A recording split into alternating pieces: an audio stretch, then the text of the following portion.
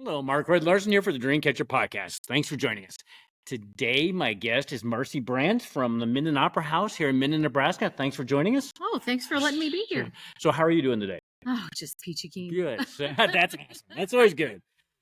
So, little background. We're at the Minden Opera House coming up on its 25th Anniversary. which is amazing. Yeah. I remember when I used to help you guys paint and all the other stuff here all when the I was a things. handyman.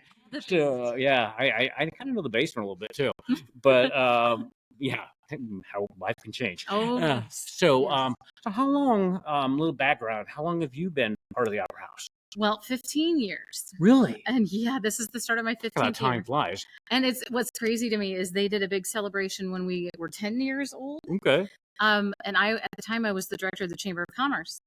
And the current interim director at the time wasn't really she wasn't good at public speaking, didn't really like to be in front of people. Okay. And so I actually hosted the 10th anniversary celebration. Oh, and wow. then several months later was hired on as the director. So I've It's kind of amazing. been part of it for a Yeah, while. and that's amazing. So, yeah. So has this job, I don't know, calling, has it been what you thought it'd be like? Oh my gosh. Yeah.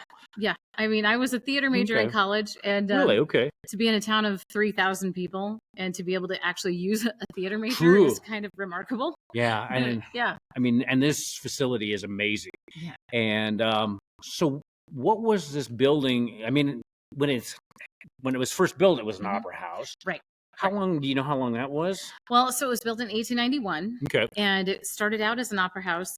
I always kind of call it the mullet of buildings. Okay. So it was business downstairs. So there were businesses in the main floor up until the time when it was renovated.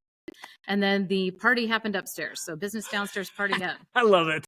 But the opera house up here, this level, the theater level, was completely separate from the building downstairs, from all the businesses downstairs. Okay. So there was just a straight wooden staircase from the street level, and then you just shot right straight up to the theater level. Really? Okay. And so it was completely separate.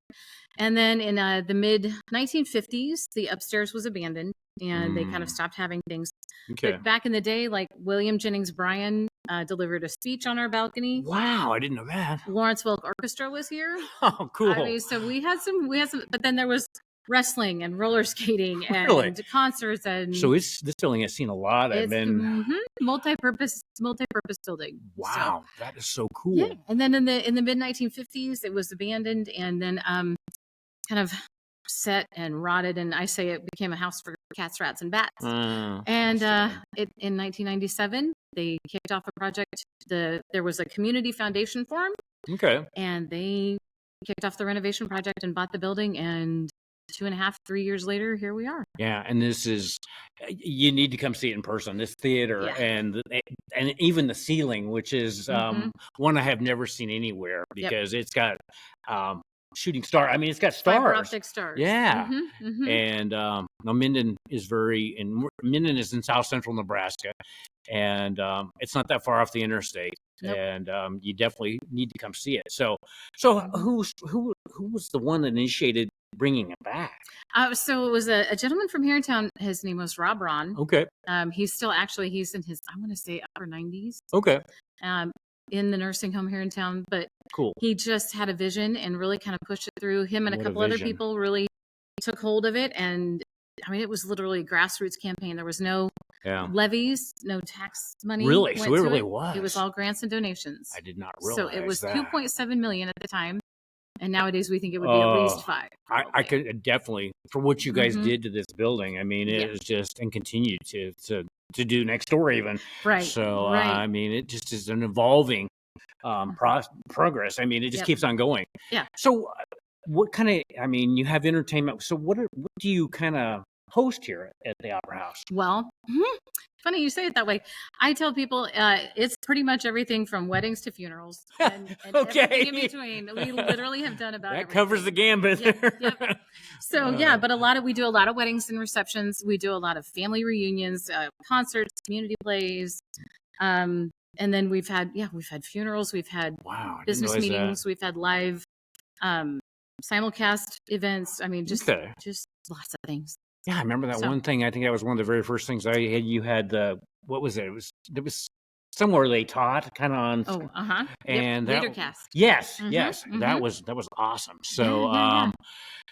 how many people work here? I mean, Well, we have a staff of about a dozen, give or take, but I'm the only full time. okay.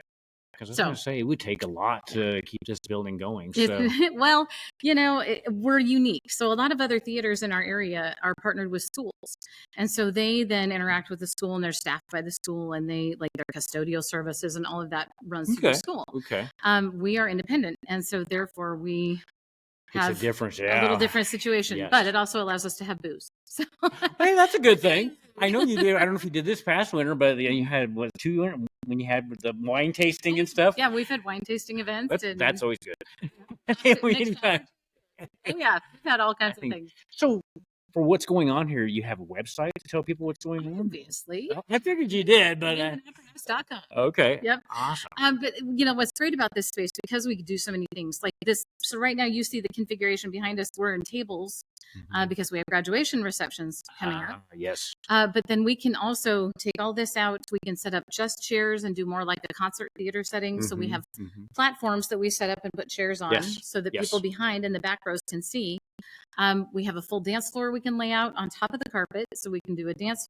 We have a movie screen that takes up almost the entire front of the stage. Okay, so we do movies. That large. Wow. Yeah, I mean it's almost a theatrical sized movie screen, and then we can do all kinds of things. And you do a lot of plays, A lot of plays. What was the last one you just did this past? The community theater did all of a sudden a lot. Oh, Paint Your Wagon. Yes. Yep. Yes. Yep. And so they've done everything. Wizard of Oz. Yeah. You've done a variety, that's for sure. Yeah, they do all kinds of stuff. So it's really cool. So when I always ask on the Dreamcatcher podcast, what were your dreams when you were growing up? Did you envision something doing like this? I don't know if I entirely envisioned it, but yeah, I mean, if I could have had my dream, I think the first dream I had would have been to host a Saturday, well, not Saturday Night Live, but like a talk show. Oh, really? I always wanted to host a talk show. Okay. But then the second was to, just be involved in the arts somehow. Okay. And, awesome. It was one of those things. I moved from job to job and, was married and then got divorced and moved home. So I'm born and raised Minden. And then when I moved back here about 20 years ago, did a couple of part-time jobs and ended up at the chamber. Right. And kind of just this position, I said to my dad once, okay, you want to hear? Okay, here's the crazy story. Crazy story to tell you. So when I was young, in high school, my dad taught school and had a FCA group, Fellowship of Christian Athletes group, that had hundreds of people, like a couple hundred kids in it. And we were driving around downtown and saw the old busted up Opera House. Right. And I looked up at it and I said to Dad, wouldn't it be cool if somebody renovated that? And he's like, oh, it's too far gone. It's too far gone. There's no way. So a few years later, fast forward, my dad is on the original board of directors. That sounds like your dad. My dad is on the board of directors for the Opera House as it's being renovated. Yes. And so I lived elsewhere and I was like, man, that is so cool. I would love to be the director of that. And he's like, oh, I don't know. I don't know. And then I end up moving back. And I made a comment to someone else and said, boy, that would be a fun job. Little do you know. Little did I know. So here it ended up, being kind of the fruition of all that. So. And you said talk show host. Maybe a podcast is in your future. I don't know. Maybe. I mean, it's kind of today's kind of talk show. It is. 5 years down the line, and there you go. You never know. Maybe I'll be as good as you by now. This is like 285 episodes. That's a lot of practice. Oh gosh, that is a lot of practice. Yes. Wow. 4th year. So that's a lot of talking, let me tell you. Yeah, and for somebody who didn't talk growing up, I'm making up for lost time. My dad said that. He was did. I was very, very quiet. Yeah, your dad was an awesome instructor. So, but no, and her dad, I keep getting to get him to be on the podcast. I know. Oh, he can tell stories. Your mom and dad would be very cool on this. So, yep. So, okay, you have being the 25th, I mean, which is amazing how time. So what are some things you have planned for that? And when is that occurring? Yes, we have lots of things happening. So our big celebration event is actually 25 years, not to the date, but to the occasion. So we opened Memorial Weekend of 2000. Okay. And so our celebration will be Memorial Weekend of 2025. Nice. So on Friday night, we're doing what we're calling Cheers to 25 Years. Okay. So we're going to have a little wine tasting, some cocktails, some little mini desserts, and then some entertainment and just kind of some Oh, you that know, sounds really awesome. yeah, just kind of looking back and looking forward. So Yeah, I it'll be mean a little that fun. is. I mean, so if somebody wants to, they just go to the website, or Website. website is where they can get. Yep, or they can call. But Okay. yeah, website, you can get tickets online. Okay. And then Saturday we have just kind of a big, we call it Family Fun Day. Okay. We're going to have food trucks outside. We're going to block off part of the street. Cool. And then kids will have sidewalk chalk and some games and some fun things happening. And then we'll have some artists inside the building selling artwork, and we'll have tours and that kind of stuff. And then at 2:00, we'll have an entertainer, a magician, and sword swallower. And really? Guy. Oh, he's great. He's so great. Josh Routh is his name. Okay. And then, so we'll have that at 2:00. And then at 7:00, our community theater is going to do a murder mystery. So that is really cool. Yeah, it's going to be a great day. No, I mean, that's quite a bit. I mean, that is, and I'm sure it's not that. Yes, all the stuff that goes on behind the scenes that people don't realize how much. Yep. So have you ever thought about doing a podcast for the Opera House? I have. It's one of those things that, being the only full-time person wearing many hats. You are, I do. So, being the marketing director and the fundraiser and the talent booker and all the things, I'm like, it should happen. I just need to pull the trigger and make it happen. And the nice thing about podcasts, I always tell her, it can be like once a month. That's the nice thing. It doesn't have to be on. You can be on your schedule. Right. So all everything that you do. I mean, how did you learn how to do all that? I mean, that's a lot. By fire. Oh, I feel for you then. Well, and it's interesting looking back at life, and you can, I think we've talked about this before. You can kind of see where, okay, that led to this, led to this, led to this. Yes. And so kind of seeing the skills, some of the necessary skills building as I was working through my professional career. Learning to kind of, I was an English minor, so writing's always been which is always good. Yes. And so writing grants is one of the things I do. Very good too. And so when I was at the Chamber of Commerce, I kind of got into writing grants and learned how to write grants there. Okay. And learned, got a little more confident in my business savvy, which is hilarious for me to even say that. Okay. Because I always joke I was a theater major. I'm not a math. Don't make me do math. Is that ever? Me either. Ever. But it's just kind of a building of things. And then you just kind of, I had great mentors, people that called and I could call and help me out. Yes. And I'd be like, okay, Rachel, I'm dying. I don't know what to do next. What do I do? And so, got a lot of guidance. Because I could see this being intimidating and overwhelming, to the least. Yes. It's just like, here you go. It kind of was. Well, and when I first started, there were a lot of people who were like having to pull a lot of weight because there was no full-time director for about 7 months. So there were a lot of volunteers who were helping. I didn't realize that. Yeah. So when I started, then all those people were kind of like, okay, cool. We have a director. Bye. So nice. So, wow.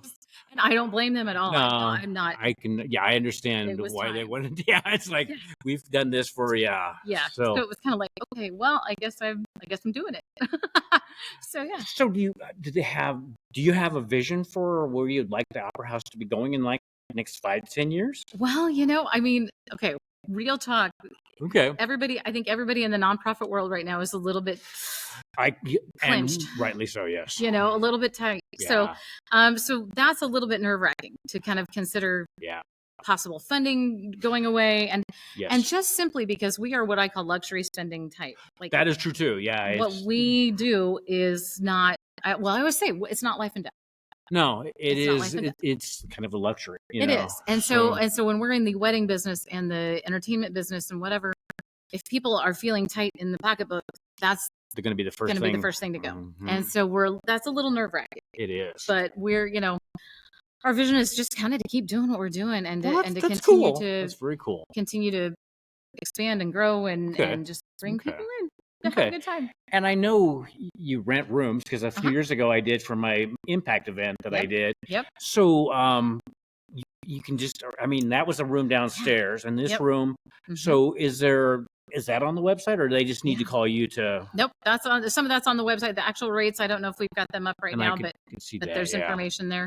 Because that's another great revenue stream for us. Yeah, I bet. So ticket sales, we always tell people ticket sales don't keep us afloat. Yeah. So it takes a little more than that, but we rent out our space for weddings and meetings and all that kind of stuff.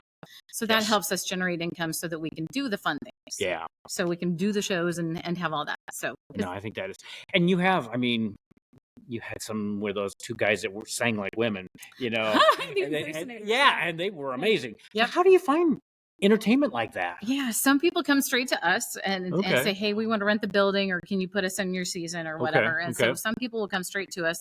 We also deal with agencies who represent several artists. For instance, like you might have one agency that represents a Johnny Cash tribute artist, or a country music group, or a magician, or whatever. So we go to those agencies and say, "Okay, we need XYZ for these dates. Okay, what do you have? In our price range." There's that. I understand that goes too. Yeah, right.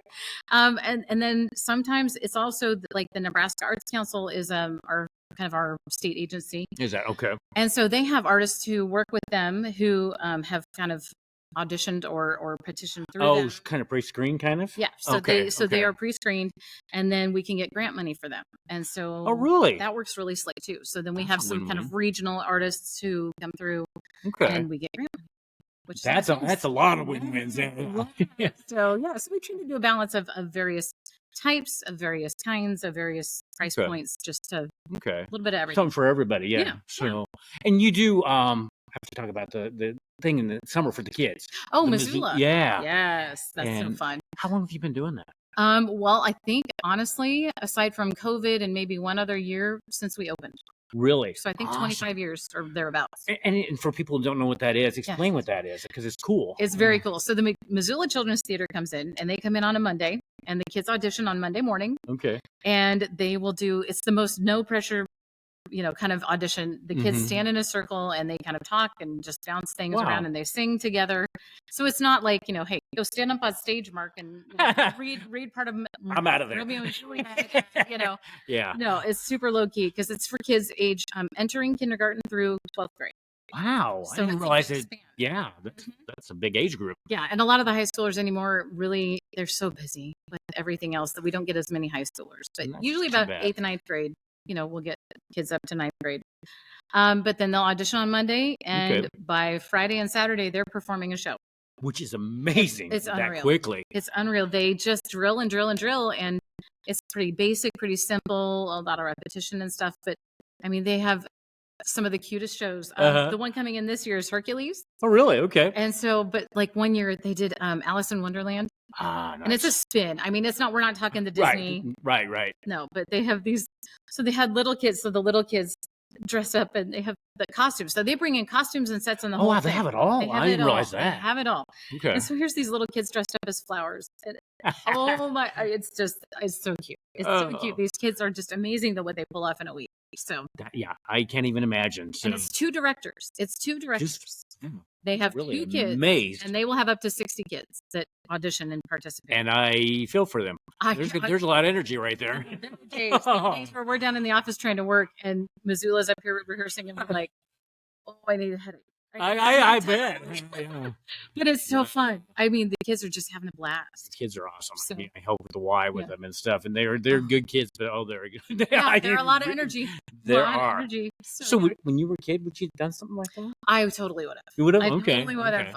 In fact, when I came back one year in college, they weren't having this yet. Okay. But I helped direct a children's theater thing in the park and whatever. Oh, really? Okay. So, it was a great time. It was a great time. Very, But I would have been all in. I'd have been up there.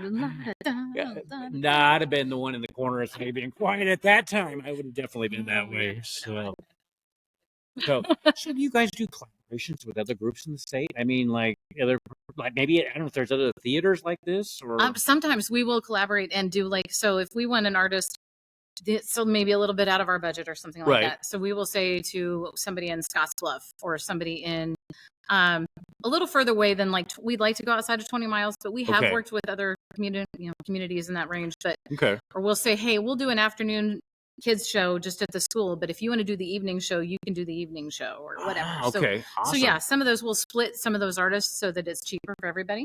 Which is really nice to do because especially out here. Yeah, when you're in the middle of I love this area, but it's not that populated, that's for sure. Yeah. Well, I remember seeing Dennis Miller, the comedian, when I was in high school. He was doing a comedy show about 20 minutes away, and his line was, "Talk about Beyond Thunderdome, man. Where the heck are we?" He maybe didn't say heck, but yeah, something very much like that. Yeah, and then people were like, "Why do you live out here?" It's like, this place? I love this place out here. So I'm always glad when I go to a city or any time. mean, like cities, but I love coming back to. Oh, I couldn't do cities. Oh, cities, and I went down to Mississippi, and by the time I got home, I was like clustered, all the trees and the hills. And Yeah, that's true. That makes a difference too. Yeah, we're on the Great Plains here, so we can see a long, long ways. Oh yeah, but it's so awesome. So for people that want to come to the event that are from out of the area, where are you located at in Minden? Yeah, well, basically, I tell people aim for the big white dome, and there we are. Yeah, you're just on the north side of the. Just on the north side of the downtown square, and especially if you're trying to find us at Christmas time. Yeah, that's the stuff. That's the stuff because our courthouse is absolutely spectacular at Christmas time. So if you haven't been here at Christmas, it's just like it's amazing. Every year, I'm just amazed at that, and I've seen it many years. And it's 120 some years old now, 25, isn't it? Something like that. It's a long time. I think it's actually over that.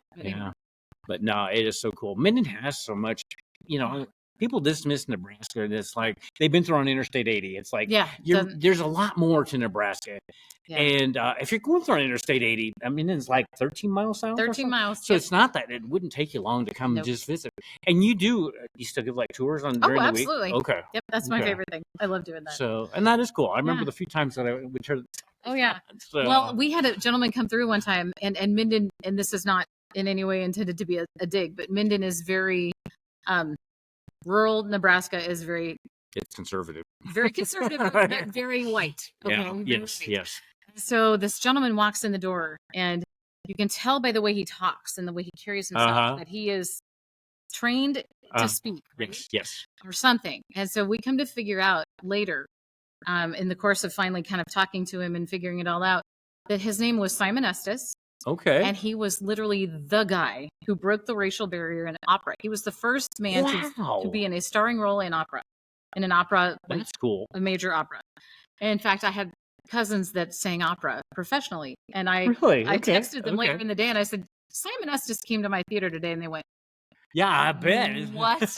Wow. It was remarkable. And so he came back, he rearranged his itinerary and came back 2 and 3 more times to see the theater and to talk, bring people in and show them. Like, you got to see this in this little town. You got to come see this. And that is amazing. It was amazing. It was very cool. So you just never know who's going to be. Know. That's another reason why you just never know what's going on here unless you go to the website and everything else. Right. Yeah. So I know on Facebook and. Oh, yeah. Okay. Facebook and Instagram and Twitter, not so well, X, whatever. Yeah, I'm not on there too much either. I haven't figured that one out yet. Yeah. I don't know. From what I hear, I don't really want to. Yeah. No. You do TikTok? Not yet. Okay. I don't do too much of that either. I've debated that one too. Yeah, me too. It's like, I'll just stick with the other ones. There's so much you can do. I mean, like, there's so many avenues and venues that it's hard to, like. It is. It used to be newspaper, radio, TV. Yeah. And now it's like. It's and this and this. Yeah, and this and you this. can just spend all your time doing that. That's for sure. Yeah, it's a full time job. It is in and of itself. So for the event, what's coming up for the 25th? Do people have to have like reservations? No. Okay. No. Friday night we do have tickets available, so that one will fill up hopefully. But and then the afternoon matinee with Josh will fill up.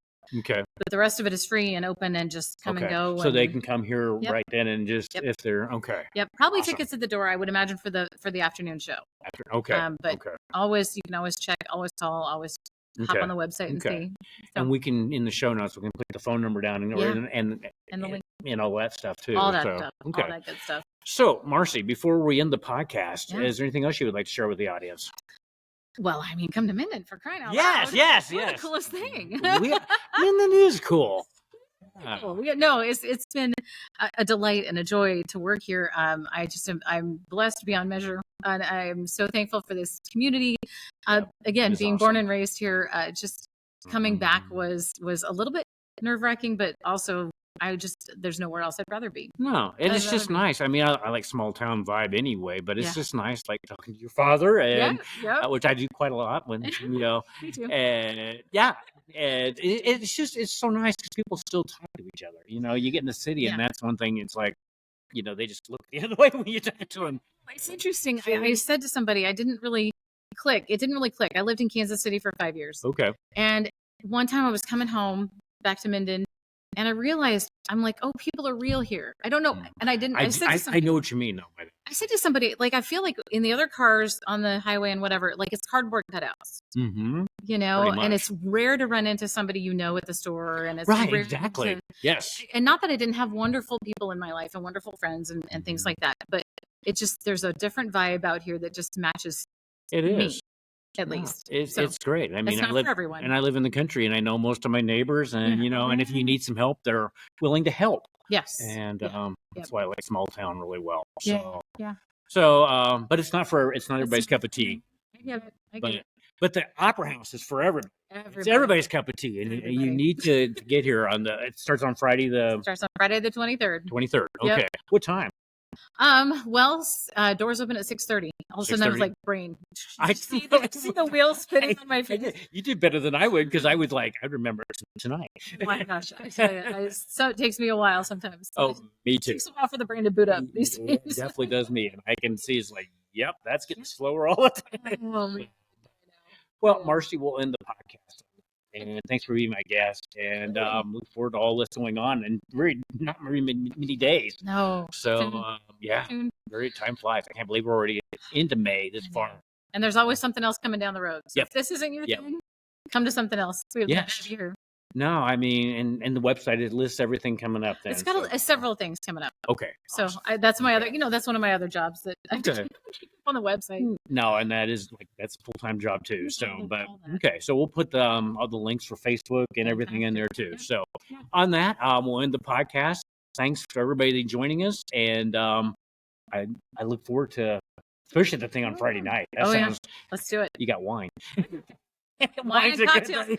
I've been testing cocktails too for it. That's great too. I'm also a bartender. Is all the things you do? You really? I do all the. I've cleaned all the toilets. I've vacuumed the floors. I've done all of it. Yeah, and that is kind of what I mean. It's a facility this big too. Yeah, no, it's a good time. Yep, that's true. So on that one, the podcast, and thank you, Marcy, and take care. You too.